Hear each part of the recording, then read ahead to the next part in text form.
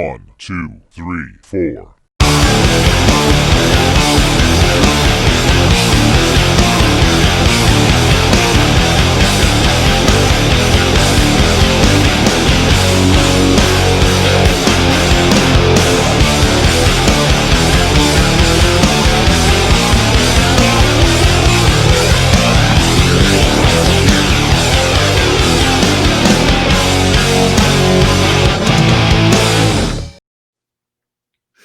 Hi, everyone. Dom Famularo here, and this is so great that on Mondays at 2 p.m. Eastern Standard Time.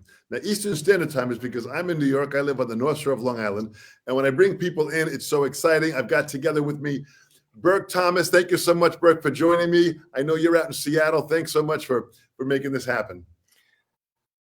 To be asked, I'm honored to be part of the Mapex family, and to connect with one of my drum heroes is something I never could have imagined.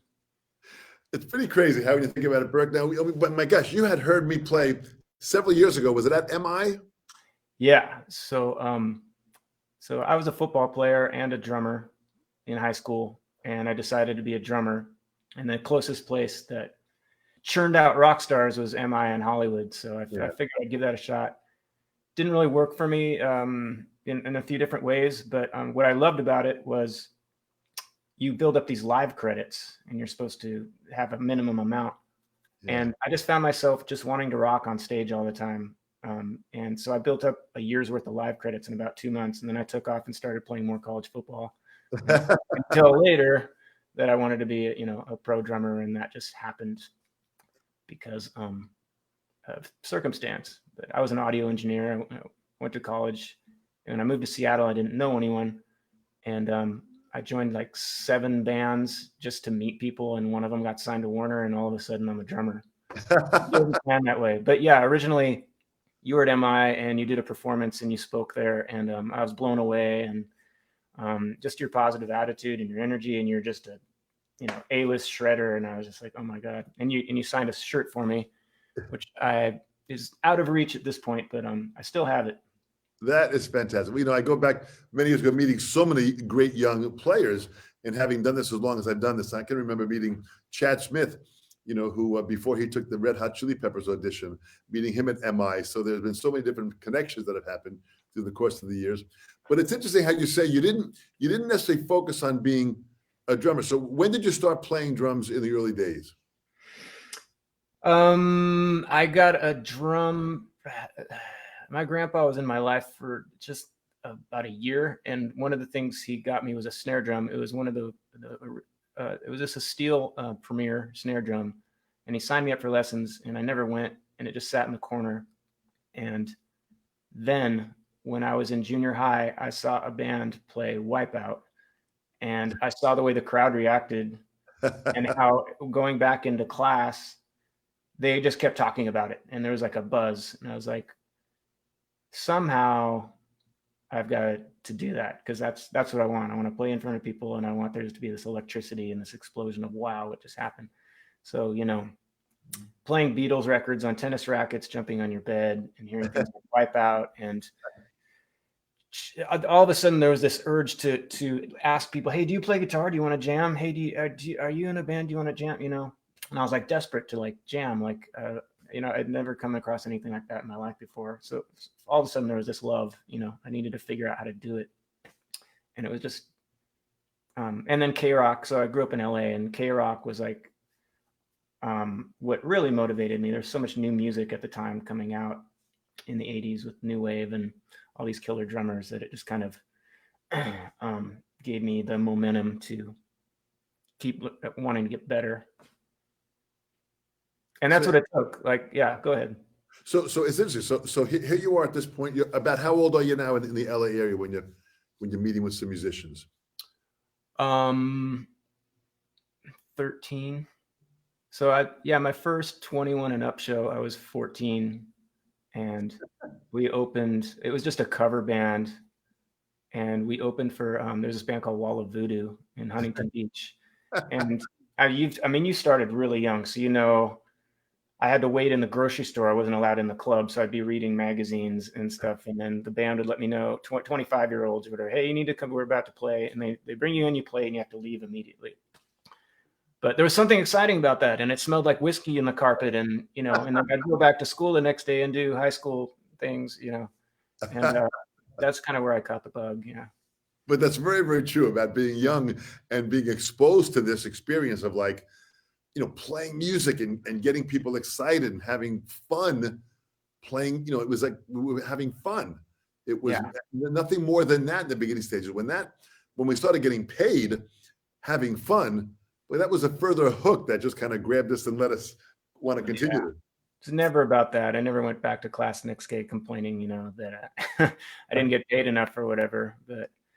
And then, so I was playing with seniors, and the thing that really caught me was like, once I really started to spend a lot of time listening to music and rocking every day, just hours and hours. And that's really when you get better, when you spend this concentrated amount of time. Because I lived on the beach, and all my friends were blue-eyed, blonde-haired surfers, and they also kind of played the drums or, played instruments or whatever. And they would come back the next summer and they would listen to me play at lunch, and they're like, wow, what happened? And I was just like, I just spent a lot of time doing it. And then I get like dudes from the other schools coming to the school saying, we hear this 14-year-old who knows how to play Tom Sawyer, like I was starting to join other bands from other schools. And that was exciting too. It's like, cause I was super shy. And so that's the way I met people. I couldn't talk, and my interests were limited. So you were listening to certain bands. So what, like Tom Sawyer? So you were into Rush at all? What was who was influencing you with that time? Rush came a little later. So K-Rock was like 80s new wave, Pretenders, U2, Simple Minds, Terry. Missing Persons just blew my mind. You don't hear those kind of drum licks on pop radio. It just doesn't. And somehow he was able to fit those fills into big hit songs. Yeah. Absolutely. Boy, how deep was Bozio during that time, right? Yeah. Like I had to work my way back to Zappa to hear where those fills came from, and the odd meter and the displacement and stuff like that. But when you hear it in songs like Words, which is just 4/4, but wow, what was that crazy thing going into the second chorus? Like you're not going to hear that from Talking Heads or, U2 or stuff like that. So it was crazy how they were mixed together, and I was able to grab from these different new wave bands. It was mainly new wave. I got into Rush later because I was at 15. I was working in a Wiener Schnitzel, and the manager, who I'd always clean at the end of the day, would crank Rush while we were mopping and stuff. And he was like, this is the best drummer you ever heard. You play drums, you don't know what you're talking about. This is the best drummer. I was like, no, I got my Bozio. Here's some cassette tapes. You listen to this guy. And he gave me the Neil Peart cassette tapes. And we came back the next day and we're both like, wow. But then, then I got obsessed with Exit Stage Left, and, had to listen to the whole catalog, and I totally understood. Yeah. But it opened up a new portal. So you say you're self-taught. Okay. So you were doing this research on your own, researching these bands. Let's talk about some of the drummers. You mentioned Martin Chambers was an influence. Mm-hmm. Larry Mullen, obviously, Jr. Yeah. Bozio. Who else? Michael DeRozier, for sure. Because both Martin Chambers and Michael DeRozier had a lot of Bonham in them, but they did it a little differently. Like the fake double bass with the floor tom stuff that would come up a lot. And as a single bass drummer, that was really attractive, and I'd try to work that into other grooves. And what about someone like Alex Van Halen? Oh yeah, I got some out of sticks around here. I heard an interview with him once where he said drums aren't an instrument, they're a weapon. And like that was not having the proper technique and not holding the sticks correctly, but just wanting to get this thing out of you. I totally gravitated to that kind of energy. And then further along in my career, that it was not the cool thing to do. You have to listen to the band. You're not the star, kind of came back in a couple situations, but that kind of energy. Yeah, definitely Alex, huge hero. And Dave Barbarossa from Bow Wow Wow.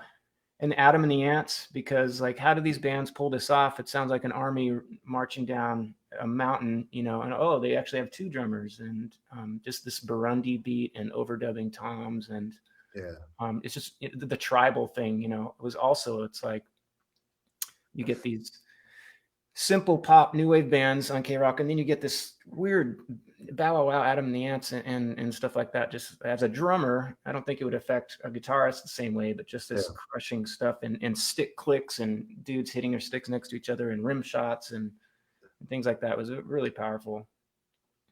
Well, there was a very creative sense at that time, and these guys still do it that way in the process. But there was one more that I think I had read, Phil Collins. Yeah. Probably one of the most underrated, you know, rock drummers in history. I mean, every song probably has a classic lick that everyone knows, but it's really a swing. God, there's this Howard Jones song, "No One Is to Blame." You know, I didn't know he did the drums on that originally, but if you listen to that, it's like, of course, that's Phil Collins. You know, he's got this Motown swing to his playing a lot of the times, and then of course, you know, his flams and his tom rolls and stuff like that. But just a genius mastermind in every way, not just drummers, but definitely underrated as a drummer. Well, I think what for me impresses just the list of guys like Phil Collins. This is a fantastic composer. This is a fantastic singer. He plays great piano. He's got, you know, drums. His drum sound, just his sound alone, is you know, reminiscent of just the exact Phil Collins brand that he has. Aside from the grooves and fills that he plays that are so classic in every freaking song. Yeah, it's the way Dom hits a snare drum. You line 3,000 drummers up. They're all going to have a different way they hit the snare drum. And it's like, I want that Dom Famularo sound, you know, or get me someone like Dom, you know, be a little cheaper. And Phil, you know, it sounds like Phil when you hear Easy Lover. You know it sounds like Phil when you hear Feed the World, Band Aid. You know who it is. Yeah. Well, I really enjoyed it. And Phil, who's interesting, Phil was a young tap dancer as a child. He tap danced, aside from being a young actor also as a child, but he tap danced. And there were many, many great drummers like Steve Gadd and Papa Joe Jones, and, you know, so many great drummers, Louis Bellson, that were also tap dancers. Jack DeJohnette, you know, Billy Joe Jones. These guys there was dancing seemed to be specifically tap dancing was a part of their lives, that I really believe that was an ingredient that made them, like you said, they swung. Even in rock, they made eighth notes swing. Yeah, there's so much counting in dancing too, especially tap dancing. And that makes sense. I mean, you know who drummers are at school when you're sitting at your desk, and all that, the nervous legs or nervous hands on the desk, tapping the floor. There's no where to put that energy. So you're listening to all these different types of music. Here you are, young, you're in LA, and you're starting to kind of, you know, be influenced by all these different drummers. So you're pulling in, and, you know, listen, what I love about the self-taught players, and a very dear friend of mine is Liberty DeVito, and Liberty also is a self-taught player. And, you know, what I love about that is that records became his book, so to speak. And with yourself too, it's kind of like that. You know songs, you know drum grooves, you know fills, simply because of the research that you've done by doing an amazing amount of listening. Yeah, and I know this guy was a huge influence on me too. I mean, talk about an emotional player. I really connect with that too. You know, you can hear his heart in his playing. Yeah. You know, and again, very underrated. And I'm glad to hear, like, I think I have like 25 interviews up on my channel now. I would say most of them are self-taught. You know, there's guys like Greg Bissonette and Aronoff and those kind of guys who are, you know, of course they're like technically sound from day one. But I do like to hear that, how people have been able to make a Hall of Fame career out of just listening to records like I did. Or, you know, stealing licks when you go to shows. Going to shows was so important as a kid. To feel that energy coming off the stage, and then you take it into the next day in your rehearsal room, So I grew up, I love Disneyland. I grew up about 20 minutes away, so I would go there all the time. And when my friends would run out to do the rides or whatever, there's a place called Tomorrowland Terrace, which would come up from underground, and they'd play all day long, just top 40 songs. And I would go there and I'd just sit behind the drummer for hours, and I went so many times that the drummer actually started to recognize me after a while, and he would turn around and give me a wink, but I would have to go home and set my kit up exactly. I was like, oh, that's how you set it up, like there's an exact way you set up a drum kit. This is the correct way. So I'd be constantly changing my kit around depending on like who was blowing me away at the time. But yeah, I mean that, and Josh Freese, I think, got his start in Disneyland too. I think I remember seeing him there way back in the day. Yeah. Yeah. So you really did the research. You really went out. I mean, even going to Disneyland and checking out these bands, you really kind of went out and studied these drummers, studied how they set up, studied their drums, or how they where they put their cymbals and relationship to how they were playing. You were doing the research. How they put the tape. Yeah. Why is that piece of tape where it is on his drums? Is that why he sounds so good? Yeah. That's the right thing to do. It was crazy. And then that's the way he cracks the snare, the skin and the rim at the same time. Man, that sounds different than maybe one of the teachers I experimented with before. They're a little more with the tip. Why am I more excited about this? Yeah. Well, I think what's interesting with yourself, Burke, which I think is very impressive, is that, listen, you're a drummer, a composer, an audio engineer, and I mean, which is a whole nother skill base. Yeah.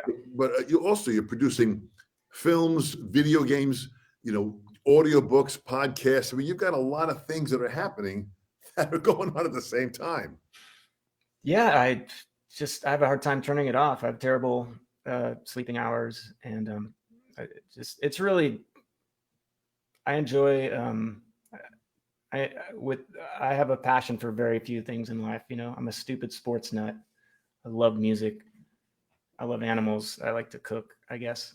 But I really dive in, and I, reading all these drummers, my heroes. Here's another one, Dave Barbosa's book. I've been reading a lot lately and just really trying to dig into detail about how they got to where they were, because it's really, if you get to that much success, it's more of a long and winding road most of the time. You don't just like overnight, you get the gig or whatever. There's so many. A musician's life is very jagged, and you have to hang in there, and you have to love it.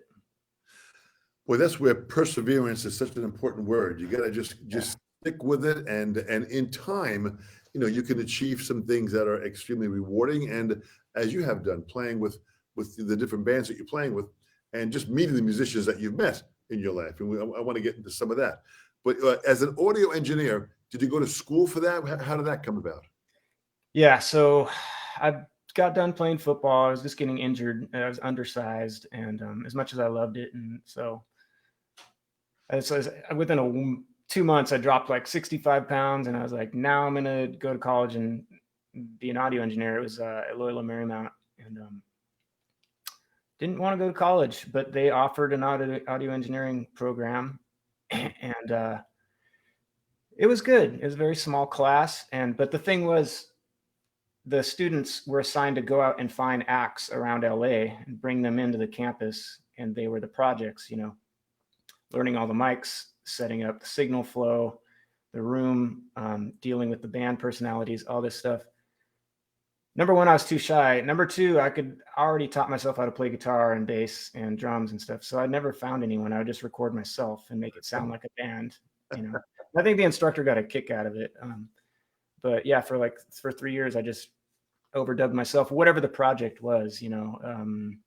This one needs to be more orchestrated, or this one needs to be more poppy, or this one needs to have a minimum amount of band members to deal with, or this one you have to record in a certain sized room. Whatever it was, I would just do it myself and get really creative with it, because it would take up a whole semester. So I would just, all this first time I've been in a room with all this expensive gear, a mic locker, and it was a Trident board, and if you're an engineer, just being by myself with a clean palette with all this gear, that was a really cool experience, you know. And I would experiment with 50 overdubs, with banging on stairs and using Lincoln logs, and I don't know, using car noise. I'd stick a mic outside, or I'd walk around with a lavalier or whatever, and like dump it back into an ADAT, or and and chopping, or I'd bring in sonic synthesizers and dump in samples, and no one was really doing that. They would just be recording a 3-piece live band they found down in Silver Lake or something. So I was definitely thinking more orchestral during that period. But it was good. Actually, one of the bands that passed through during that time was Weezer. I don't know if you've heard of the Weezer band, but I think it was Fantastic. I still have the input list from those sessions, and one of the songs made it on their DGC Rarities record that were from those sessions. Yeah, so I didn't even go to my graduation. I was so done with college, and I just wanted to start somewhere else. I moved to Seattle, didn't know anyone, answered 7 ads for a drummer. One of them got signed to Warner, and then I was a drummer. So you were in LA when you did the audio stuff, especially with Weezer stuff. Yeah. What about, was it Rick Steves? Was he someone that you also? Yeah, well, that was 2007. So I did a lot of audio engineering when I wasn't touring, just from home. Yeah. And that's actually where I met my wife. She says it's earlier, which I'll take her word for it. But she was an audio engineer also. But 2007 was mixed with so many. I auditioned for The Offspring. I auditioned for Billy Howardell, Perfect Circle, and his new band. And then there was this Rick Steves project that a friend of a friend brought me in on. So I went to Rick Steves' studio in Edmonds, and I recorded him doing a narration for an Italy museum walkthrough.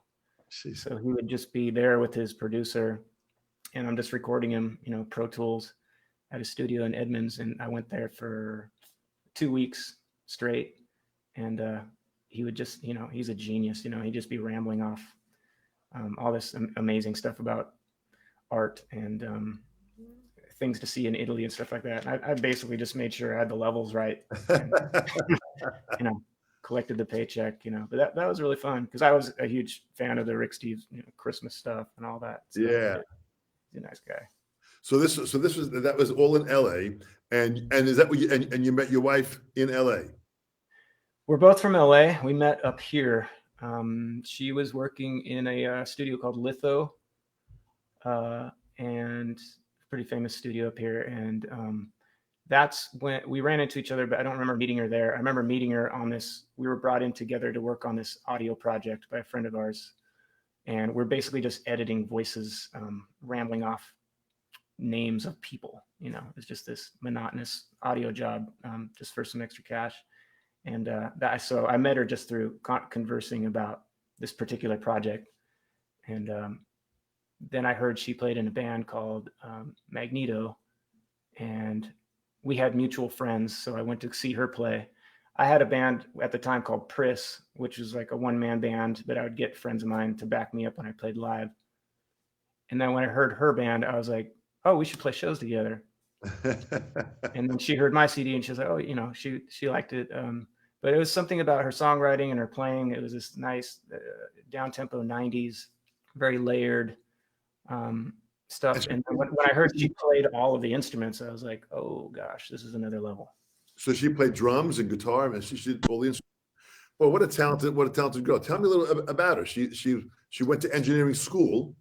From the Philippines, went to Eagle Rock. Or moved to Eagle Rock, and then I think she went to some engineering school. She loved to do that, and she wrote songs. Always self-taught. Now she's an audio specialist, besides being a musician songwriter, and she's just kind of a heavy hitter. She, she's not, like I said, she's not in the she's not listed. People just know her. She's worked in some giant sports stadiums and Paul Allen's yacht in Florida, and she's never not able to work. She can tear apart and put together any board in any studio blindfolded, and write really killer hooks and pop songs. what a brilliant mind that takes to have all that, that just, that to me is brilliance. When you can be on both sides and be Yeah. in the creative process to write, play all the parts, and then record that and be able to, that really is a phenomenal combination that you both have now that, probably allows you to work very well together. No, we did not work well together. No, we tried that. We had a band called Mega Sapien. I mean, it's not done, but I was very when I got together with her so I had Pris and she had Magneto, and then finally I said, you need to fire everyone in your band and join the band with me. And like the next day she called me and said, okay, I did it. Now what? So we formed the Mega Sapien band, and we recorded some stuff up here. Then we moved down to LA 2008, 2009, which is a terrible place, the terrible time in history to try to move anywhere and make any money. Yeah. But that was okay. And then we moved back, and I was just way too driven. We got a lot of stuff done. We got in several magazines, and we got a little bit of a buzz down in LA, and we were playing all the cool places to play and stuff. But I was just we have different paces to how we do things. And I always love playing with her. I always love writing with her, but it's not the perfect musical fit, really. And your sister's from the Philippines. Yeah. I have been there several times to the Philippines, and I was absolutely blown away by the level of musicianship of the musicians that I played with in the Philippines. They were all heavy into jazz and rock and funk and metal. They had such a wide variety, Latin music, such a wide variety of tastes. And I jammed with many musicians in the Philippines, and always great music and great players. Great players. Really pretty powerful to experience that. Yeah. We were able to visit a few years back, my first time, to visit some of her family, and we went out to some dinner in just an outdoor mall, and there's a band playing on stage, this full-on production. It might as well be like a Westfield Mall or something like that, but they had the huge lights and the huge sound, and they were just doing top 40 stuff, but every one of them were just like A-list shredders, and I was just like, I can't believe, and maybe they're rock stars here, but like, yeah, you could tell they took it seriously and they really loved what they were doing. It's funny you mentioned the mall in the Philippines. I played an event with an Italian keyboard player and a Filipino bass player and guitar player in the Mega Mall in Manila. Oh God. The Mega Mall is just that. It was this huge mall that had like a roller coaster all going throughout the mall on top of it, while we're on stage playing, and thousands of people are jamming it. It was completely out of control. But I said to myself, only in Manila could this have happened. Yeah. It's insanity what it was. So it's incredible. I've had a few friends in bands who are semi-popular, and they would do little meet and greets in one of those malls, and it was like they're the Beatles. They just love music. They love pop music, rock music, all kinds of music. But like my friends couldn't believe their experience when they were over there. It was like a Beatles press conference. Like, what just happened? Tell me about Vendetta Red. Vendetta Red was so I had this one-man band thing called Pris, and there actually started on the radio up here. The K-Rock of Seattle up here is called The End 107.7, and they had a local show called The Young and the Restless. And at the time when I was doing this band, there was a lot of clean guitar sound. There's a lot of swirliness and a little bit more of a hippie vibe, and what I call campfire core, where there's a lot of clapping and stomping and sing-song kind of stuff. And my stuff was like, I'm going to do stuff that's always fuzzy, always fast, and catchy at the same time. And I had a vision about it. And I heard this other band on the radio that sounded different. They had heavy guitars and very hooky at the same time. But then there was like this aggressive screaming. And I was like, what's this all about? And I immediately contacted them. I'm like, well, let's play shows right away. And they're like, okay, cool. And they're originally from Bakersfield, this chunk of dudes. And so we played a show, and we played a couple shows together. And it was one of these moments, and it's pretty similar in these interviews that I do on my channel, is like, I have to be in that band. It's different. There's an energy. I see how the crowd reacts. And there came an opportunity where the drummer had to take care of his newborn. and they were going out on tour, and they're starting to get very popular. And I jumped in the van and I went out on tour whenever they had to go to tour, I would fill in for this drummer because he had to stay in town and take care of his baby. And then eventually down the line, I joined as a permanent member, and that was great. I mean, again, ups and downs, but it definitely fit my style, my heart of playing the drums. It was it was an all-out assault, 100% all the time, and a bit too much sometimes. The singer complained that my cymbal bashing made his teeth hurt a few too many times, but I was able to control that after a while. It was one of these bands where the members jump into the drum kit every other song, and everything's just a mess, There are some bands that after a while they did not want to be on the tour anymore, because when it was time, especially if we were a support, the stage would always be a mess when they started setting their gear up. Enough already. Hey, well, that's a part of the game now in rock and roll. Hey, listen, Keith Moon opened up a whole nother way of being able to perform by wrecking a stage. He knew how to do it. So physical. Even if drums are moving around, he'll figure out a way to, hit it or throw the stick across the room or whatever. That band would put out a few records on Epic, Sony, and we did some videos. And the thing about that time for me was, right before that, there was and I won't go into detail about it, but the people locally, my musical friends, know who this guy is. He was an investor in talent, in musical talent locally in Seattle. Yeah. And he was connected to a very big corporate family. So he had a whole bunch of money, and he'd throw talent at artists, bands that he was interested in around town. And basically what you'd have to do is, what I did is I signed my life away, for cash, basically. And it was, he owned, he got the publishing for my Priss stuff. And, in exchange, he gave me a recording system in cash, and he owned my likeness. So when it came time, he found out I was playing drums permanently for Vendetta Red, and we were going in with a big video director, and we're recording the video for our single down in Burbank. He calls up the label, says, "You can't use the drummer unless you pay me." And this was like the morning of the video shoot. So there was this big hullabaloo. The lawyer is like, "No, we got to use a different drummer." And, and our singer was like, "No, our drummer's not going anywhere." And so it was like Sony versus this other Coca-Cola in keeping me in the band. It was crazy. But yeah, that was a tough lesson, because I wasn't able to do any interviews. If you look at the videos, you really just see shadows of me, or you just see my hands moving. It's pretty heavy to be on the road and having to perform perfectly every night, the best I can, and to be like cut out of everything. And it was my own fault. But when you're a struggling musician, and that kind of attention and money is thrown at you, you're like, yeah, I'll take it, because this chance might not come around again. But it definitely came back to haunt me. But it's gone now. Has that's been resolved? Yeah, I actually pulled a deal several years ago where he found some other superstar in Kentucky, and he wanted me to produce him. And I said, "Okay, I'll do that if you cut me out of our deal." And he actually agreed to it because he was so in love with this kid.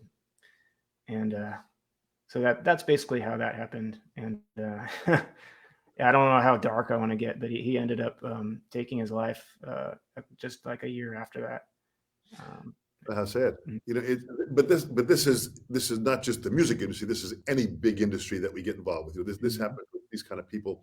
But that's interesting that you talk about that, and that's why a dear friend of mine, Paul Quinn, who's a phenomenal entertainment lawyer based out of the Florida area, we have these discussions all the time. That sitting down with a lawyer and looking at a contract and looking at the deal and being able to maintain control over what you do.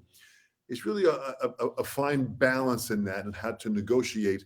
So when you walk away from something, hopefully you've made some money from it and still maintain some control over what you've done. Yeah, I was just dumb and desperate, and but I was still, even during those dark Vendetta Red times, I still had a blast, and I met so many people, and I got to travel, and that's all I really wanted to do at that time, is like be in a van and play rock shows every night and eat gas station food. And it was right up my alley. How fantastic.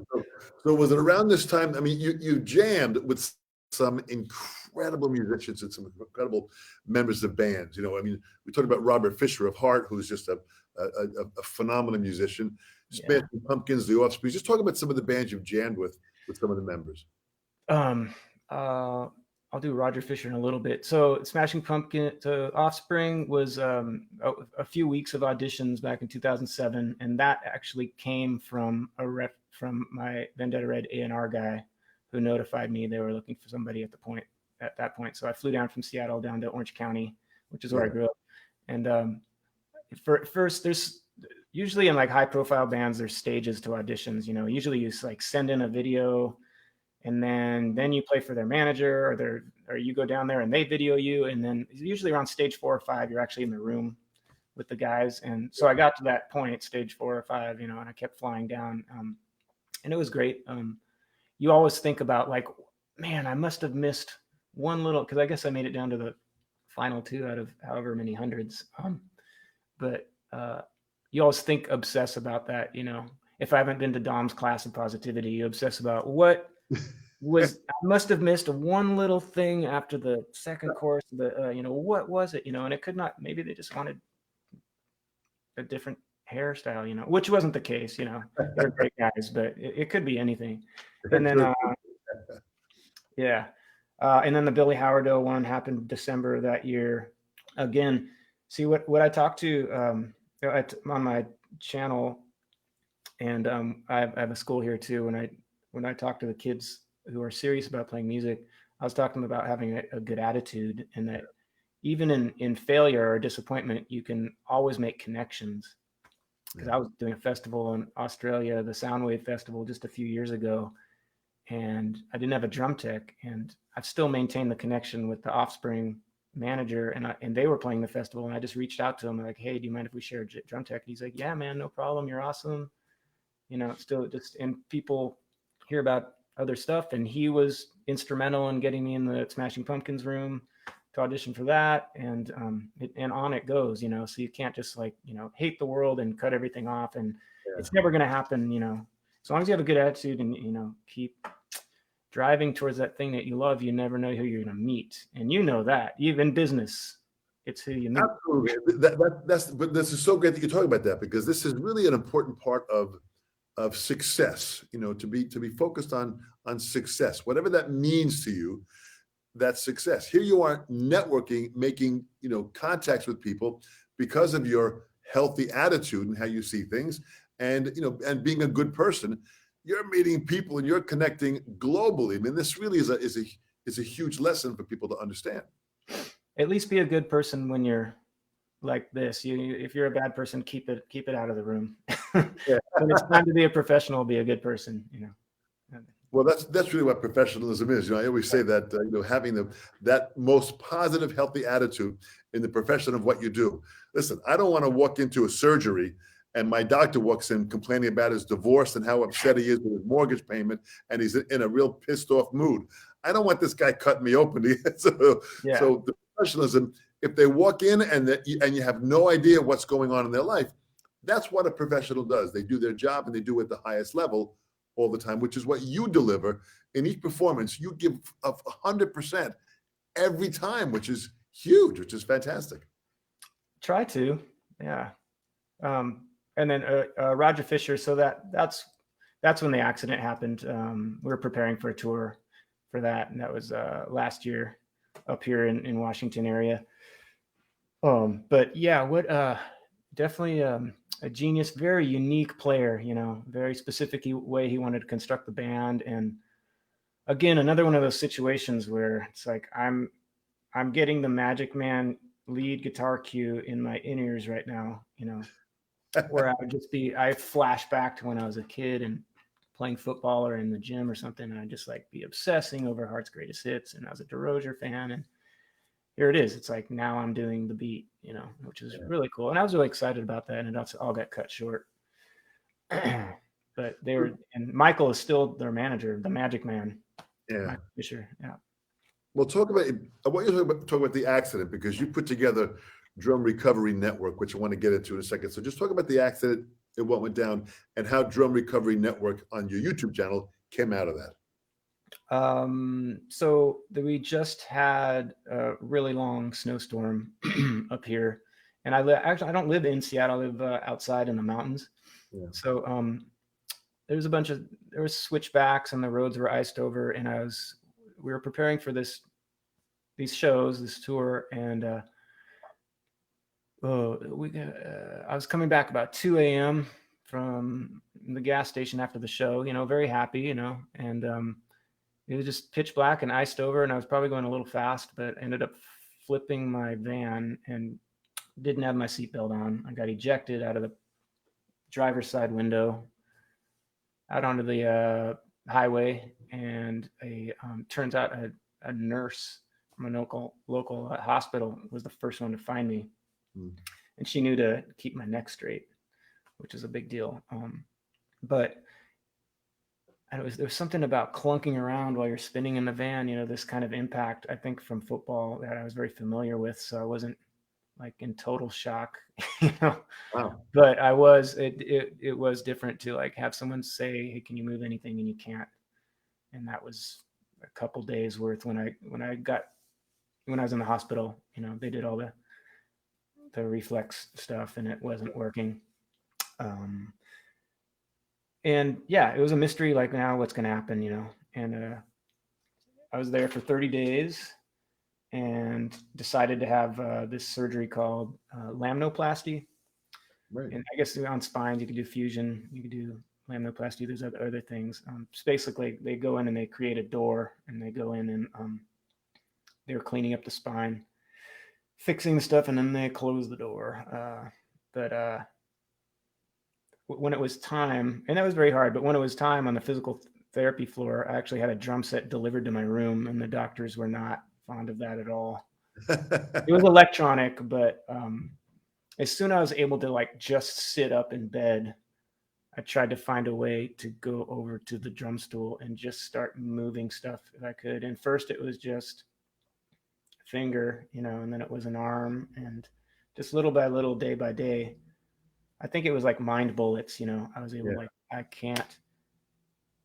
I've got to do it again, And I remember Michael and Roger were very patient with me. I remember having a yelling argument with them on the phone because we had another show coming up next month, and they were like suggesting that they find someone else to replace me, and that wasn't going to happen. I wasn't the one I didn't quit. I didn't cancel anything. I'll be ready.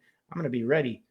And they're like, okay, yeah, sure. Yep. Sure. We love you, but I was able to play just a week or two after I got out of the hospital. I went right up on stage, which wasn't probably the smartest thing to do, but I had a friend of mine, Tavis LeMay, who's the drum tech to the Stars around here. And he moved my whole kit up on stage and he tuned everything and taped it down. All I had to do was walk up with a cane and sit down. And that was that Dr. Funk band I was mentioning earlier. They were generous enough to like, actually, oh my God, is this guy going to be able to play, And we did one short rehearsal and I was able to get through it. So my wife was really nervous. That's the Tower Power cover band. Yeah. That's the one, Ben Smith. He's the main drummer. And when he can't do it, I fill in. Yeah. It's a lot of fun because self-taught punk rock, bashing.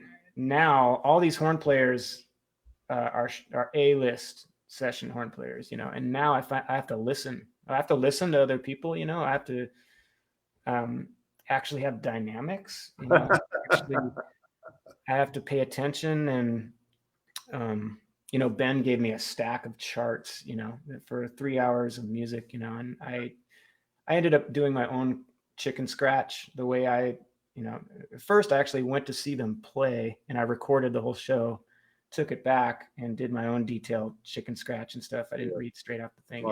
Smart. Some things I do a little different than Ben, and some things I stole from him. He's a great mentor for me. Yeah.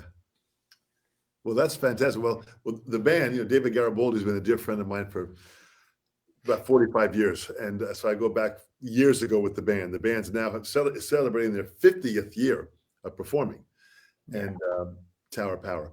And that's got to be a fun band to play with just the level of horn players and just the kind of grooves that are happening. That's got to be exciting.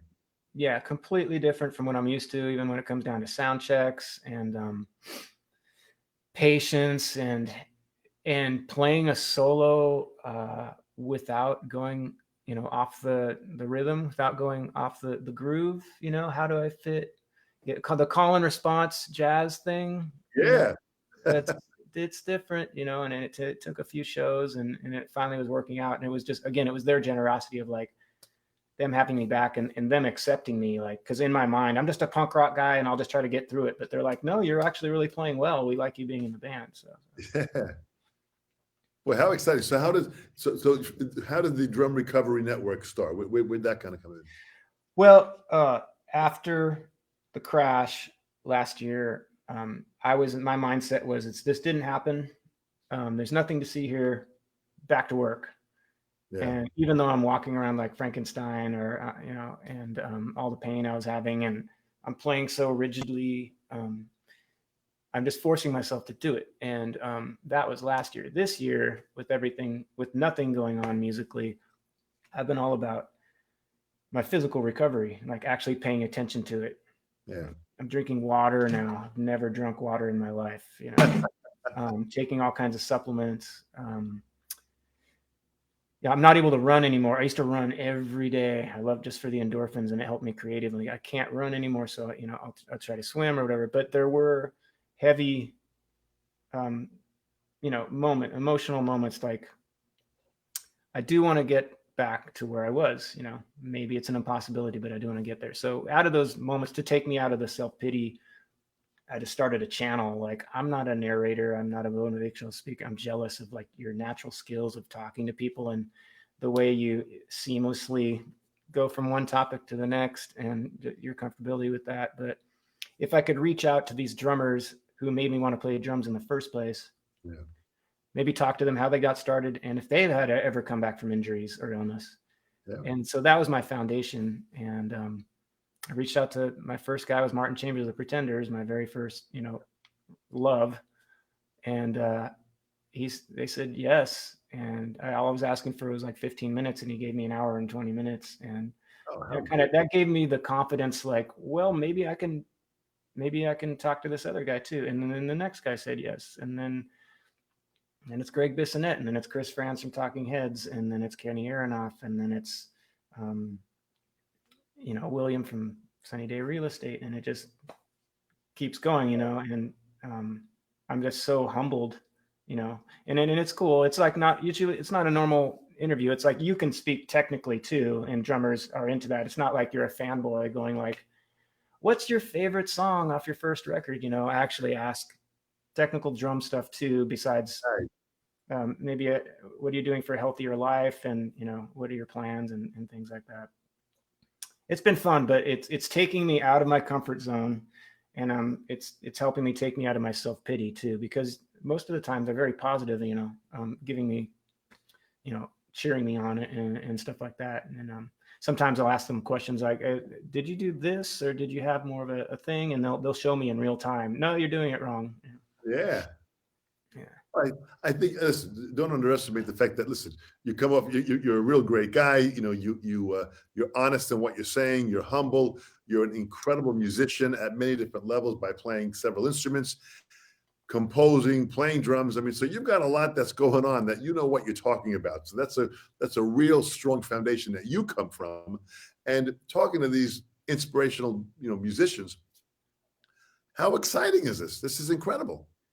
It is. And it's not like, I go into things, these are handpicked. It's not like I'm just going to reach out to Nico McBrain, even though I never listened to those records when I was a kid. These are all dudes who I was obsessed over and either stole things from or, wore out their records. Cause I taught myself listening to vinyl, and many times they had skips. So I would memorize the skips. Like specifically, I remember there was a skip in Call Me by Blondie, and I'd memorize that, so I got deep into it. So if these people are alive still and I get to talk to them about specifically at the Santa Monica Civic Auditorium, when you came out for your encore and it sounded like you were doing this with your floor tom, and, I can get really deep in there, and a lot of times they're blown away, but all right, weirdo, easy. But usually they're very kind. But you've done some massive research, but you also have Loud House. Talk about Loud House now. With Loud House now, you're taking this information that you learned, and now you're sharing it with students. This is huge. Yeah, and I never really, in my career, I've never really taught before. I got a teaching job, and I was house band director at the other really big corporation music school that's around, and it ended up not working out in the end. And I just wanted to start my own thing. Since I had the confidence to teach a room full of kids and bring my experience into it. Yeah. So most of the kids are very young, but it's several different instruments. It's mainly drummers, but my youngest is at 6, and it goes up to about 18. Wow. It's mainly by ear, and it's what do you love now, and working your way back towards theory stuff. Because what I've learned at working in that other big place is 80% of the kids who walk in don't even like music to begin with. They got a guitar for Christmas, their parents make an appointment, and it's a waste of everyone's time. But everyone who comes here, it's usually, I don't really advertise, so it's word of mouth through moms and PTAs and maybe some parents from the last place I was, and friends talk to friends, and sometimes I have groups of kids. We play shows out. I book shows for venues around Seattle. So we have our own Loud House shows that I kind of showcase. And we work up a set, maybe 3 or 4 songs per kid. I do have several siblings who like to play together too. And it's basically playing cover songs when we play out, but, learning those fundamentals inside of, Jump by Van Halen. Like, there's practical things that are happening in there that you should be playing every day. It's not just the song happens magically. So that's what it is. It's the love of music working back to the theory and sneaking in the fundamental stuff. So I would ask you, so I have this thing called the drummer's tool belt for very young people, and it's just talking about warming up properly, hitting the drum in a certain spot, 16th note and paradiddles and flams and triplets, and working your way around the kit, shuffle versus straight, 4 on the floor, 8 on the floor, disco beat, just these practical things that I have and I have these I have these coins that I give out, and they all have different themes. Oh, look at this. This one's called Grooves Level 1, and they have a chain, and they collect these coins. What a great idea. Let's see, different colors, Yeah, cool. There's this one's for vocalists. This one's harmonies level 1, grooves level 1. There's drum fills, the 2/8 notes and a quarter, naughty boy, and then there's grasshopper, and I give things different names, around the world and stuff like that they can connect with and remember a little easier than just going on to Groove Scribe and printing out notation and stuff like that. So it's for very young, and it's for the very young who love music, basically. Well, I think it's fantastic. Now, with COVID the way it is, of course, your touring has stopped and a lot of stuff has stopped. But you're doing some teaching, and you're doing some online, and also there are also those that are coming to your studio there, right? Slowly but surely, they're coming back. There was a real slow period a few months ago. Mainly Zoom, Skype, which has worked out. I mean, there's always technical stuff. It's hard to reach through the screen and stop with the horseplay, calm down, because there's a lot of life stuff going on in the background, that you can't control if they're physically here to get them to focus. But it's a mix right now between the online and physical. Yeah. But it helps me maintain the cleanliness of my workplace a lot better if they can come here. I love the way you phrase that. It was beautiful. Talk about Mapex drums. Mapex is an incredible company that I've been with for a zillion years. When did you first start out with Mapex, and what Mapex drums are you using? You have a Saturn kit there. What are you playing? I got the black Saturn. I bought it as a first of all, God bless Joe Hibbs. He was the one who set me up. It was after my first Duff McKagan's Loaded tour. we went out with Motorhead in Germany and stuff. And I came back, and actually went to NAMM, and I was like, kind of reaching out like, hey, there's a bunch of kind of high profile tours coming up. And I was reaching out to drum companies to see if anyone was interested. And some got back to me, and it was really Joe was extra friendly and extra aggressive, and we can take care of you. We'd love to do it.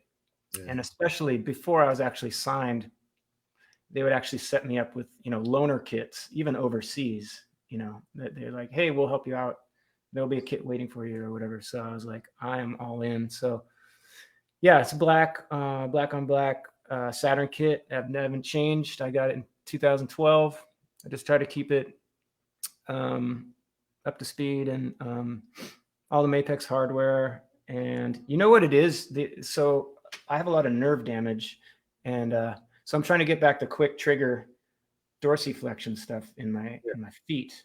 Yeah. And a lot of the 16th notes and the heartbeat and stuff like that. And it's actually, I do have other pedals, but the Mapex, I think it's the Falcon, it's heavier on the top than some of my speedier pedals. And that's actually helping me more. It's giving me more leverage. It's giving me more balance.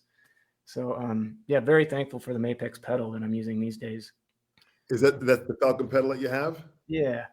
I was part of helping design the Falcon pedal and the Falcon double pedal, and also the Falcon hi-hat. We went through many different designs and playing, and we did the research, and I worked with Joe Hibbs. And like you said, Joe was just an incredible person, rest his soul. We sure do miss him.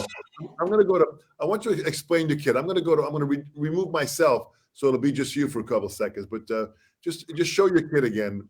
Yeah. I think here's my Falcon hat.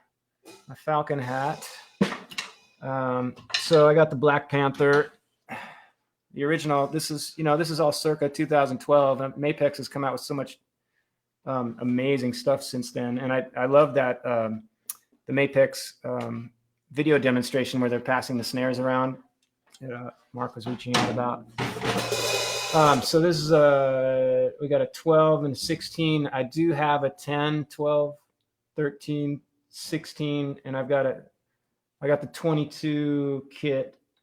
And originally I also had your famous double pedal as well, even though I'm a single pedal drummer. I like to practice on that every once in a while. I'm also a dream cymbal guy. So I got my dreams on my Mapex hardware. And you know what? It's like, it's so consistent inside or live and in the studio. I've had other, kits, I won't name any names or whatever like that, but I'm really happy. And especially this snare, cause I do like that ring. I do like the snare, the steel snare thing, because I'm such a huge Larry Mullen guy. And then over maybe, if I move this again, I have another Mapex practice kit. It's a smaller kit that was used for a commercial in downtown Seattle. I think for an Amazon thing last year, and it's pretty slick. And that one, the kids love that one because it's smaller. They can move around it a little better. But what else do I have? That's pretty much it. This is my main one, so I can shift over. I can and then. Oh, what a great setup you have! And so there's 3 kits facing each other. There's only one kit in here that's not Mapex, but that's not moved. That's not used. We'll keep that one covered up.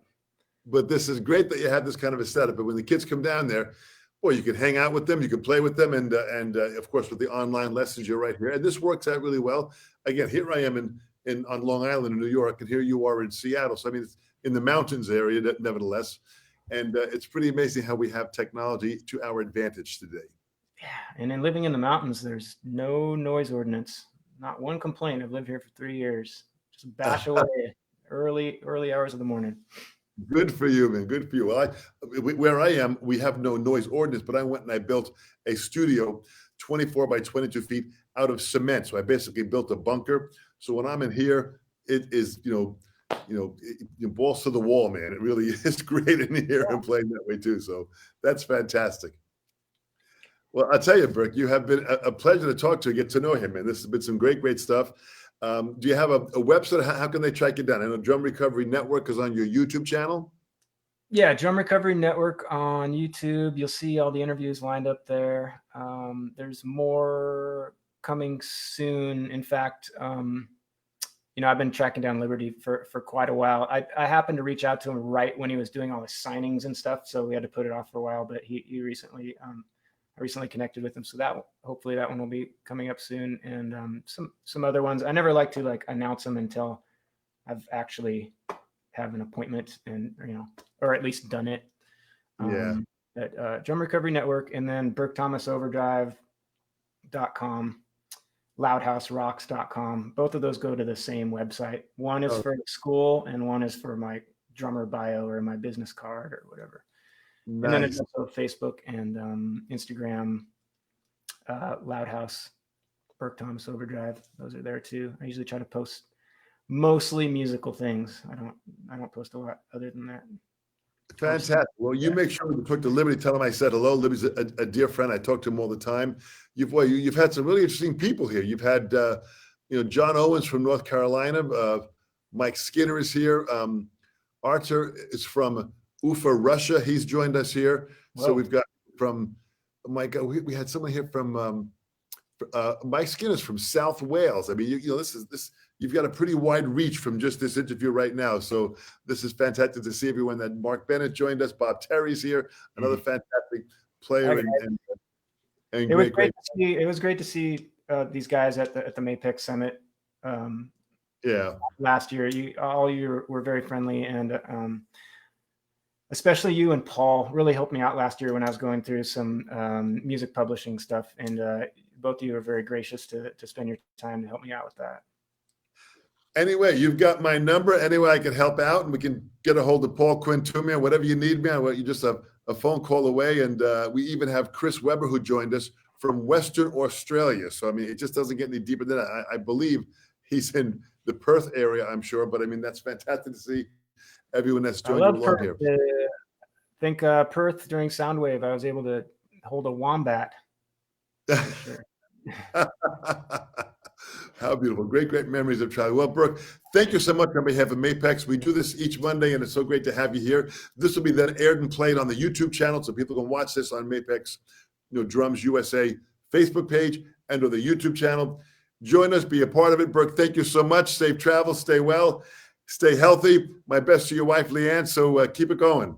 Thanks again, Dom, and thanks for inspiring me way back when I was super young. You're an amazing drummer, not just a master motivational speaker. I'm really inspired by your playing. I want to make sure that's first and foremost. You're a master drummer. Besides, being besides finding this cool niche you have, which is very unique. So thank you very much. Thank you so much, Brooke. Boy, keep me posted. Send my best to your wife, and we'll talk soon. All right. See you later. Thanks so much, Brooke.